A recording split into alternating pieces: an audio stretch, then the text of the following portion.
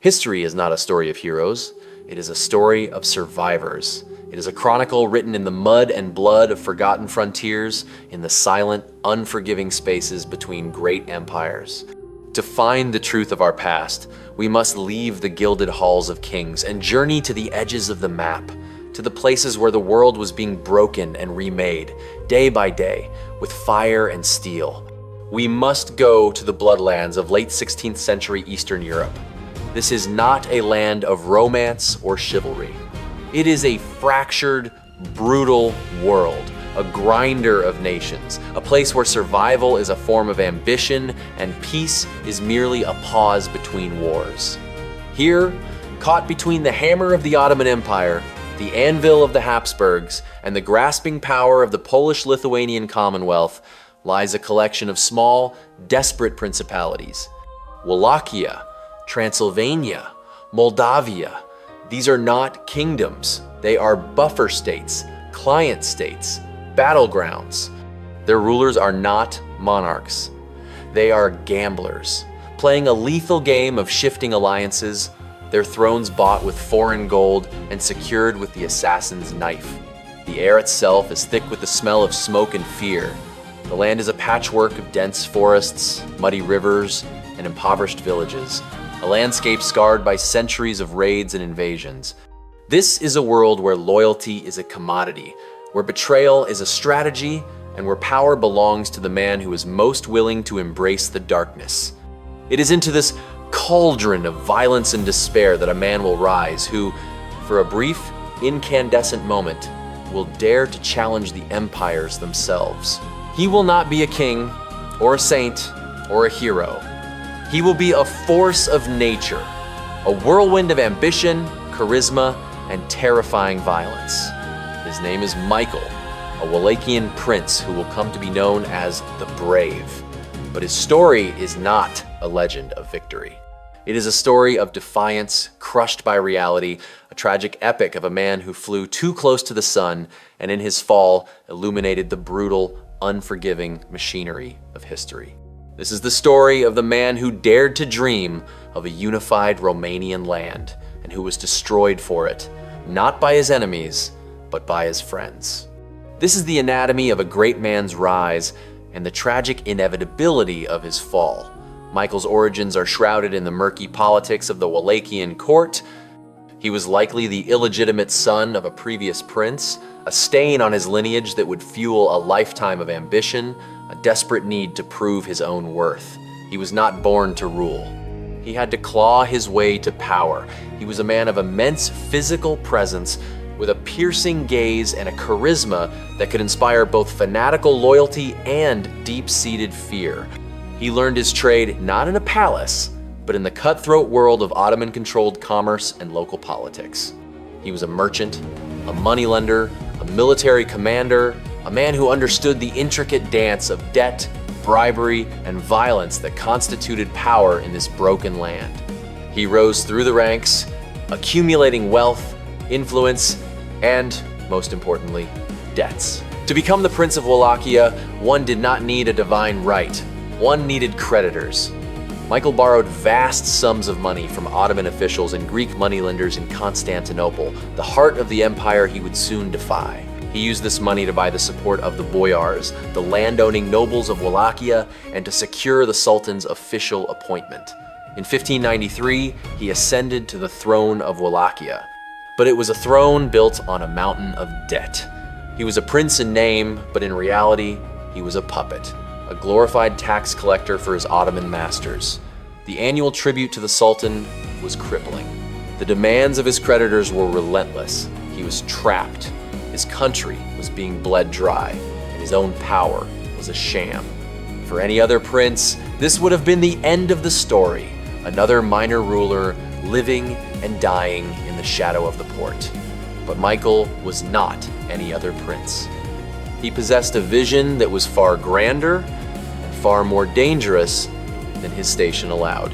He saw the weakness in the Ottoman grip, the corruption, the overstretch of an empire that was beginning to show its age. And he saw an opportunity. He saw a path to freedom, not through diplomacy, but through a baptism of fire. He made a choice a decision of almost suicidal audacity. He would not just refuse to pay his debts, he would eliminate his creditors. In November of 1594, on a cold, grim day in Bucharest, Michael summoned all of his Ottoman creditors to a meeting. They came expecting payment.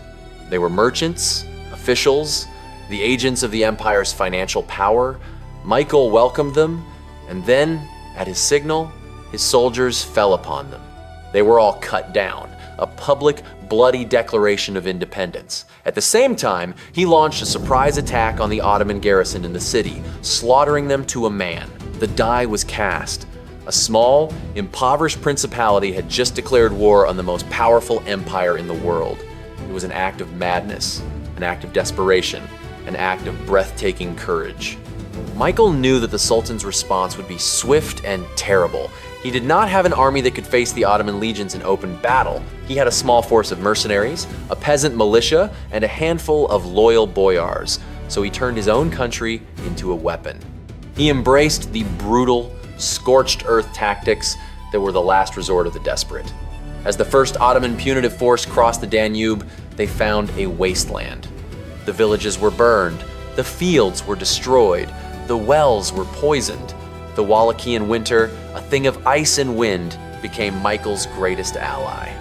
The Ottoman soldiers, starving and freezing, were harassed by guerrilla raids, by sudden, terrifying attacks from the forests and the swamps. Michael was everywhere and nowhere, a phantom leading his men in a brutal, attritional war.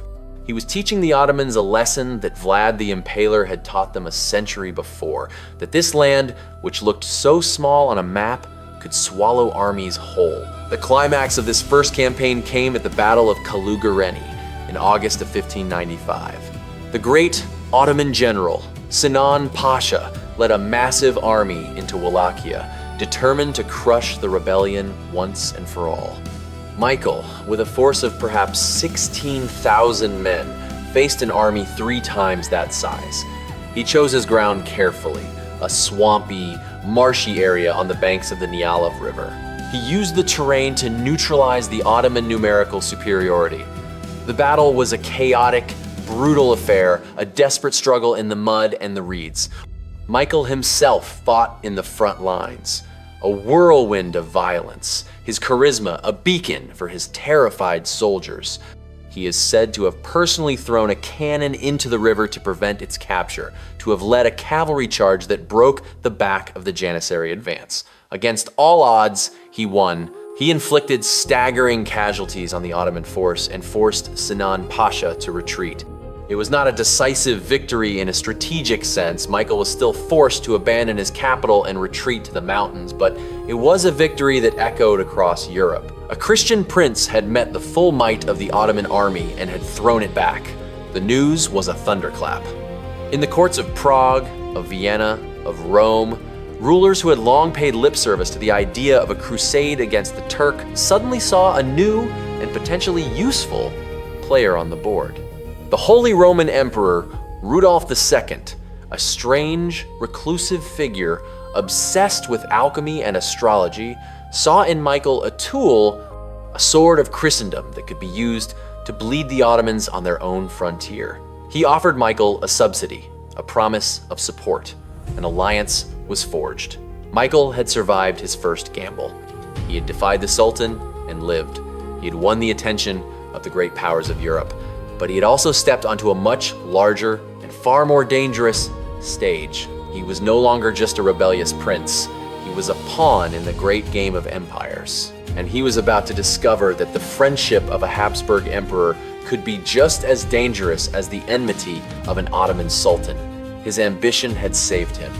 Now, it would lead him and his people into a storm from which there would be no escape. The victory at Kalugureni had bought Michael time, and it had given him a reputation, but it had not given him security. He was still a ruler of a small, impoverished land, surrounded by giants. The Ottoman threat was not gone. It was merely regrouping. The Habsburg support was a double-edged sword, a stream of gold that came with a tangle of strings. And to the north and east, the other great powers, the Polish-Lithuanian Commonwealth and the Principality of Transylvania watched his rise with a mixture of interest and alarm. Michael understood that to survive, he could not stand still. The momentum of his victory had to be channeled into a new, even more audacious ambition. His gaze turned to his neighbors. To the east lay Moldavia, another Romanian principality ruled by a prince who was a vassal of the Poles. To the northwest, across the Carpathian Mountains, lay Transylvania, a multi-ethnic state ruled by a Hungarian prince, Andrew Bathory, who was also a client of the Polish king. Transylvania was the key. It was a land of rich mines, prosperous cities, and a powerful, entrenched nobility. It was also a strategic fortress, a mountain bastion that could protect Wallachia's northern border. And it was a land where a large population of Romanians lived as a disenfranchised underclass with no political rights. Michael saw an opportunity to exploit the complex web of alliances and rivalries. He had the backing, however tenuous, of the Habsburg Emperor, who was hostile to the Polish influence in the region. He had an army, hardened by the war with the Ottomans, an army that was loyal to him personally. And he had a cause, or at least a pretext: the liberation of the Christian lands from the influence of those who were too friendly with the Turk. In 1599, with a speed that stunned his enemies, he moved. He led his army over the mountains and into Transylvania. The campaign was a blitzkrieg. At the Battle of Schellenberg, he shattered the army of Andrew Bathory. The Transylvanian prince fled, but was caught and killed by his own subjects. Michael rode into the city of Alba Iulia, the capital of Transylvania, in triumph. He was now the master of 2 of the 3 Romanian lands. The reaction from the great powers was one of shock and deep suspicion. The Habsburgs were pleased to see their Polish rivals weakened, but they were not pleased to see their sword of Christendom acting like a king in his own right. The Poles were furious. The Ottomans were alarmed. Michael had upset the delicate balance of power. He had become a problem. But he was not finished. The following year, in 1600, he marched his army into Moldavia. The Moldavian prince, Iremia Movila, fled without a fight. Michael was now the ruler of all 3 of the lands that would one day form the core of modern Romania: Wallachia, Transylvania, and Moldavia. For a brief, shining moment, he had achieved what no one had ever achieved before.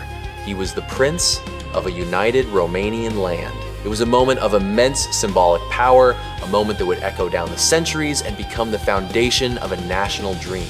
But it was a union built on sand. It was a personal conquest, not a political fusion. The 3 principalities were still separate entities, with their own laws, their own nobilities, their own deep-seated resentments. The Hungarian nobles of Transylvania despised him as a Wallachian upstart. The boyars of Moldavia saw him as a conqueror. Even in his native Wallachia, his long absences and the heavy taxes needed to fund his wars were causing discontent, and the empires were closing in. They could not and would not tolerate this new, independent power on their borders. The Habsburg general Giorgio Basta, an Italian mercenary in the emperor's service, was sent to Transylvania ostensibly as an ally, but in reality as a watchdog. The Poles were massing an army on the Moldavian border. The Ottomans were preparing a new invasion from the south. Michael was surrounded. He was a king without a kingdom, a ruler whose authority rested solely on the loyalty of an army that he could no longer afford to pay. The dream was already turning into a nightmare. The first to crack was the Transylvanian nobility. They rose in revolt, and in a battle at Miroslav, they defeated Michael's army, with the help of General Basta, his supposed ally. Michael was forced to flee Transylvania.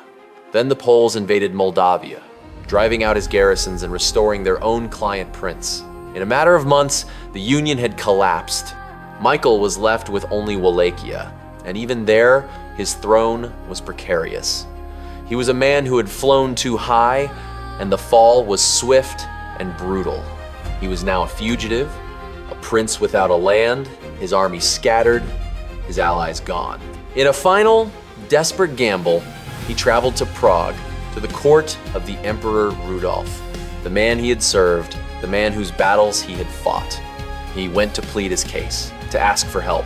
to remind the emperor of his victories against the Turk. It was a humiliating journey. He, the conqueror of 3 principalities, was now a beggar at the emperor's gate. Rudolf received him, but with a cold formality. Michael was a useful tool, but a tool that had become too sharp, too dangerous. Yet, the situation on the frontier was still chaotic. The Transylvanian nobles who had overthrown Michael were now proving to be unreliable allies for the Habsburgs. The emperor, in a moment of cynical pragmatism, decided that Michael could be useful one more time. He agreed to support him in a joint campaign with General Basta to retake Transylvania. It was a fatal alliance. Michael, his pride wounded but his ambition undimmed, accepted. He returned to the field, and alongside the very man who had betrayed him, he won a victory at Guruslo, defeating the Transylvanian rebels. He was once again on the verge of reclaiming his power, but his success was his death warrant. General Basta and the Habsburg court he served had no intention of allowing Michael to become the master of Transylvania again. They had used him to crush their enemies. Now they would discard him. A few days after the victory, in the early morning of the 9th of August 1601, in the military camp on the Campia Terzi, the final act of the tragedy was played out. A group of German and Walloon mercenaries, acting on Basta's orders, entered Michael's tent. He was confronted, accused of treason against the emperor. He is said to have fought back, to have drawn his sword, a final, defiant gesture, but he was overwhelmed. He was run through with a halberd, his body hacked to pieces, his head cut off and presented to Basta as proof that the deed was done. The man who had challenged 3 empires, who had united 3 principalities, who had dreamed a dream of a united Romanian land, lay dead in the mud of a military camp, murdered by the very allies he had just served. His death was not a glorious end in battle. It was a squalid assassination, a butcher's work, a cold, calculated act of political expediency. The empires had won. The brief, fiery comet that was Michael the Brave had been extinguished. The dream was over. The darkness had returned. Why did he fail? Why was his creation so fragile, his fall so swift and so complete? He failed because he was a man out of time, a visionary in an age of cynics. He failed because his ambition outstripped his resources, his courage outstripped his caution. He was a brilliant tactician, but a flawed strategist. He knew how to win battles, but he did not know how to build a lasting peace. He was a master of the battlefield, but he was a novice in the treacherous corridors of European diplomacy. He trusted his allies, and his allies were empires. And empires do not have friends. They have interests. Michael's interest was the creation of a new power. Their interest was the preservation of the old order. The two could not coexist. His unification of the 3 principalities was not the culmination of a popular will. It was a military conquest, imposed from above, held together by the force of his personality and the loyalty of his army. When that army was defeated, when his personal authority was broken, the entire structure collapsed. He had built a house of cards in the middle of a hurricane, but his failure was not just a personal tragedy. It was a historical inevitability. The age of small, independent nations on the frontiers of Europe was ending. The age of great, centralized, bureaucratic empires had begun. Michael was a relic of an older world, a world of charismatic warlords and personal loyalties. He was a feudal prince trying to play the game of absolute monarchs. He was destined to lose. His legacy, therefore, is not one of triumph, but of tragedy. He is a what-if of history, a glimpse of a different path that was not taken. For the empires that destroyed him, his death was a footnote, a minor piece of housekeeping on a troublesome frontier. For the Romanian people, however, his story became something else. It became a myth. In the centuries that followed, as the Romanian lands remained divided and under foreign domination, the figure of Michael the Brave was resurrected. He was transformed from a flawed, ruthless, and ambitious warlord into a national hero, a symbol of unity, a martyr for the cause of independence. The tragic reality of his life was smoothed over, his brutal methods forgotten. his personal ambition recast as a selfless national vision. He became the founding father of a nation that did not yet exist. This is the final ironic twist in his story. The man who failed so completely in his own time became a symbol of hope for the future. The prince who was murdered for his ambition was reborn as the patron saint of a national dream. But we must not forget the man of flesh and blood, the man who fought in the mud of Kaluga, the man who rode in triumph into Alba Iulia, the man who died alone in a tent, betrayed by his friends. His true story is not a comforting legend. It is a dark, cautionary tale. It is a story about the brutal nature of power, about the fragility of dreams, about the terrible price of ambition. It is a reminder that history is not made by heroes. It is made by the relentless, impersonal forces of geography, of economics, of power. And those who dare to stand in the way of those forces, no matter how brave, no matter how brilliant, are almost always crushed. Michael the Brave was not a hero, he was a man. A man who, for a few brief, glorious, and terrible years, held lightning in his hands, and it consumed him. His story is a testament to the eternal, tragic beauty of the human will to defy the odds, to dream of a better world, even in the heart of the deepest darkness. And it is a testament to the cold, hard reality that, in the end, the darkness almost always wins. The empires endure, the dreamers die, and the river of history flows on over their bones without a backward glance. Let us linger in this world for a moment longer to truly feel its texture, its cold, damp reality. The late 16th century on this frontier was not merely a clash of armies, it was a collision of worlds.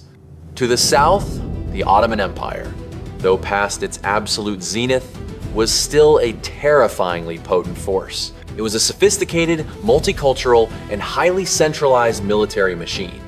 Its heart was Constantinople, a city of unparalleled wealth and power, but its soul was the army.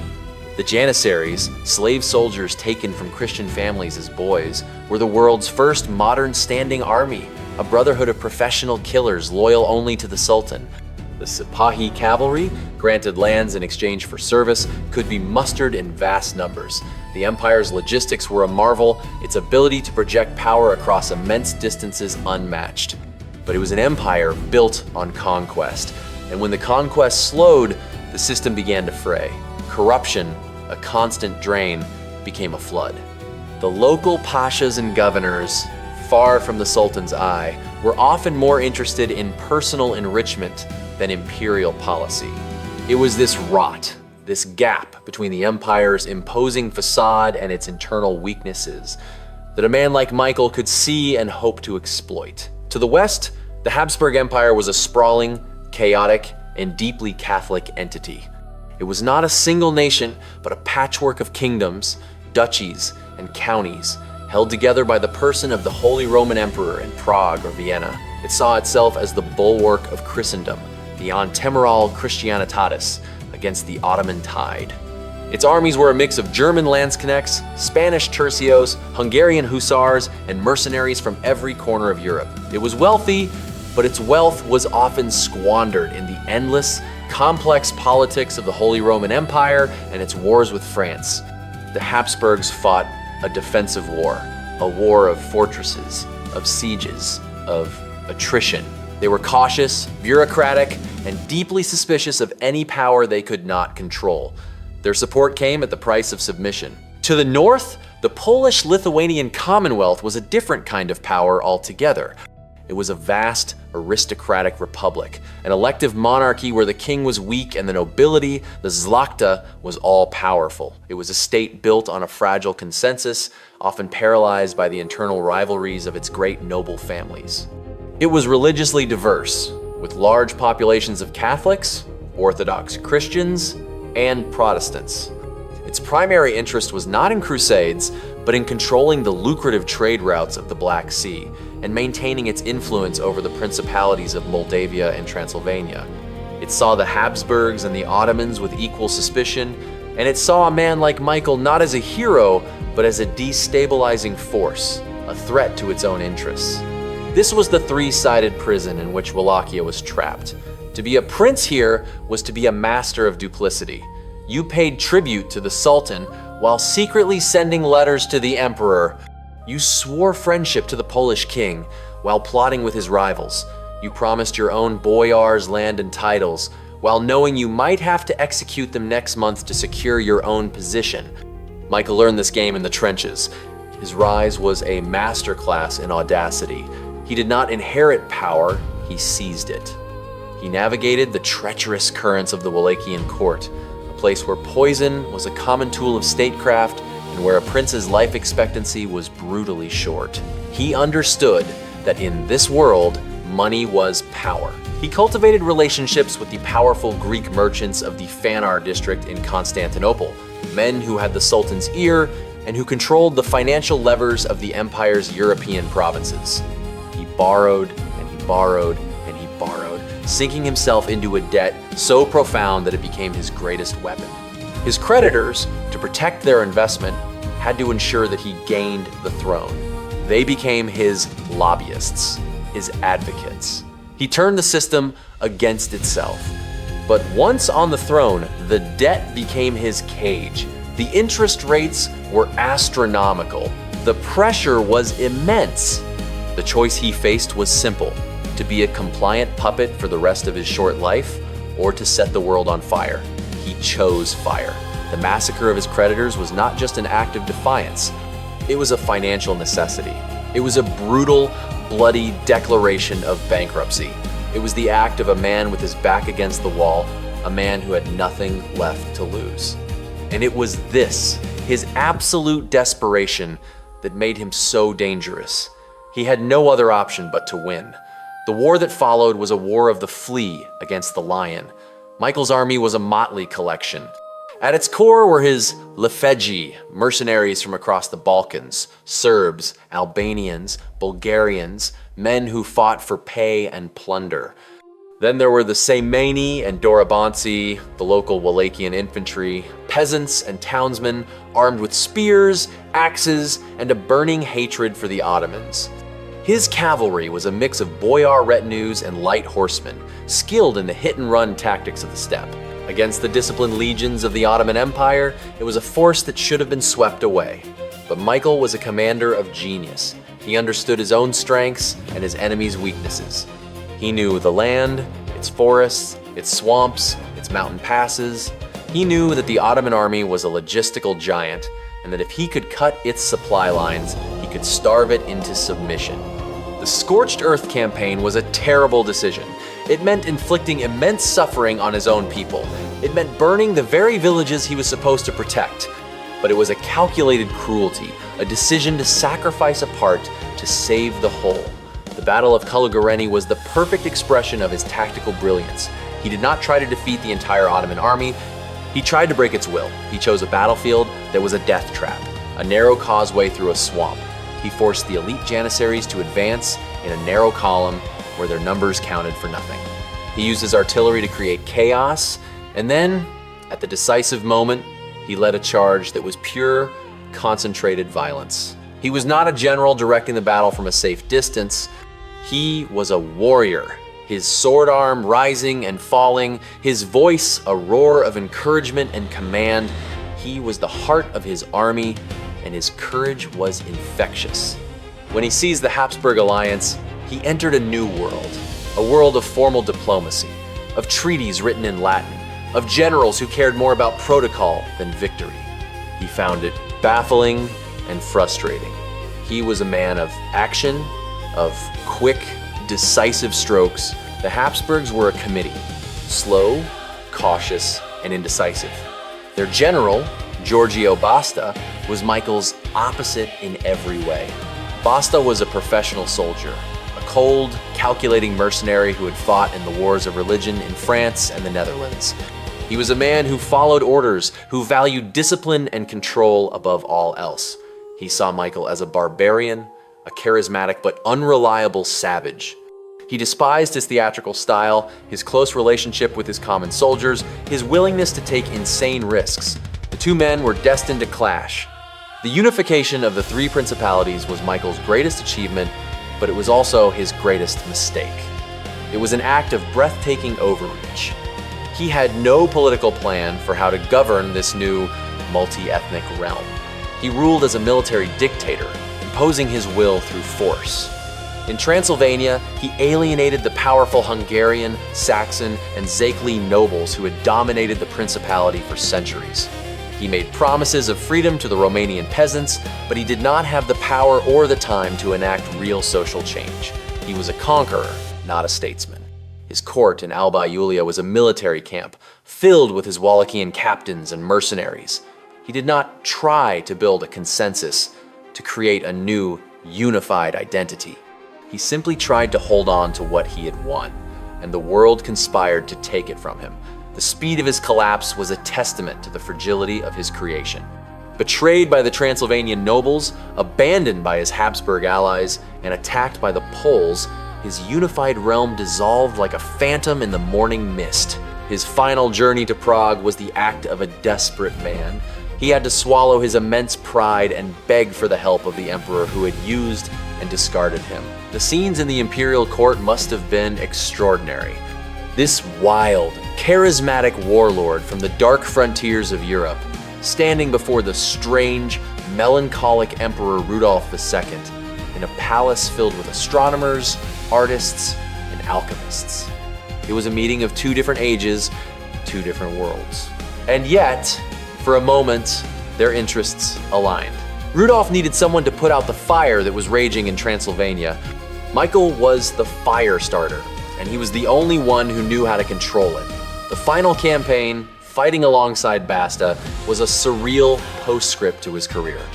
The two rivals, the two men who hated and distrusted each other, were now allies of convenience. They won, but their victory sealed Michael's fate. Basta could not allow him to rise again. The assassination was a brutal, efficient, and deeply cynical act. It was the Habsburg system eliminating a variable it could not control. It was the triumph of bureaucracy over charisma, of order over chaos.